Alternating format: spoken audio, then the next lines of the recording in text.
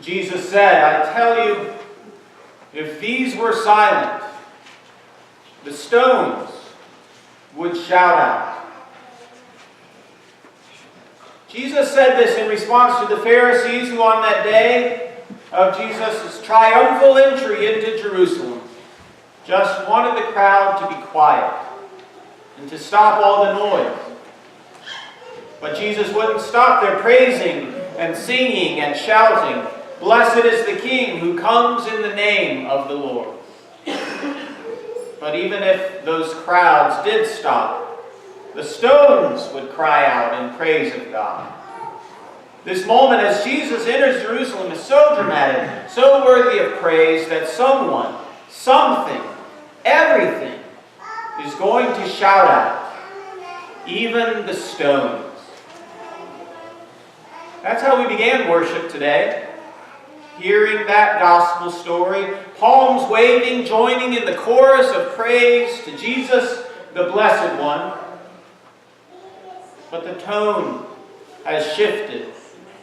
The mood has deepened. And here we are now on the other side of the Passion story, having heard how the shouts of praise so quickly gave way to shouts for death.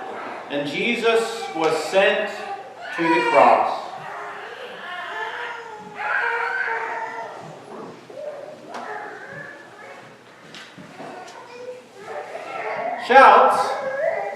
The shouts play an important role in both the gospel readings we heard this day. In the first story, it is the sheer joy of all who gathered around Jesus that leads to shouting. They welcomed him into Jerusalem on that first Palm Sunday with shouts. But 5 days later, on that Good Friday, as Pilate gathered the people together to convince them that Jesus was innocent and should be released, we find crowds shouting again. But this time they shout, "Crucify him." Does that strike you as strange?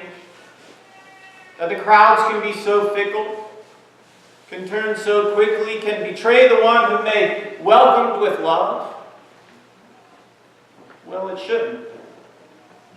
Because those crowds, they sound a lot like us.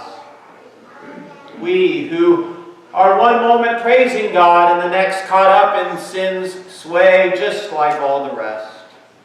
We who live as both saint and sinner. The shouts of saints and sinners will echo through this holiest week that is to come. For shouts serve as an important role in the story of Jesus, those that glorify and those that send him to the cross. For the stones have an important role to play too.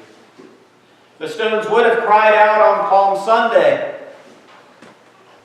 But the stones do shout out 1 week later. For early on the first day of the week, when the women came to the tomb, they find that the stone is rolled away, and this stone shouts out to all the world the great thing that God has done. The Holy Week ahead will include shouts and stones and so much more. I hope you will be here to continue the journey of Lent in worship, in confession, in prayer and praise. From the triumphal entry of Jesus to his last commandment and last meal with his friends, to his betrayal and death, to his rising again on Easter morn, each of these things are things we cannot keep silent about. For in them we find the heart of our faith, the pulse of life, and all that we need for hope and salvation. For now our eyes and our hearts turn toward the cross. Jesus has entered into the city of Jerusalem and there come face to face with sin, evil, and death for our sake. And so we will journey with him this week, coming face to face with our own sin and the suffering and triumph Jesus endures for us.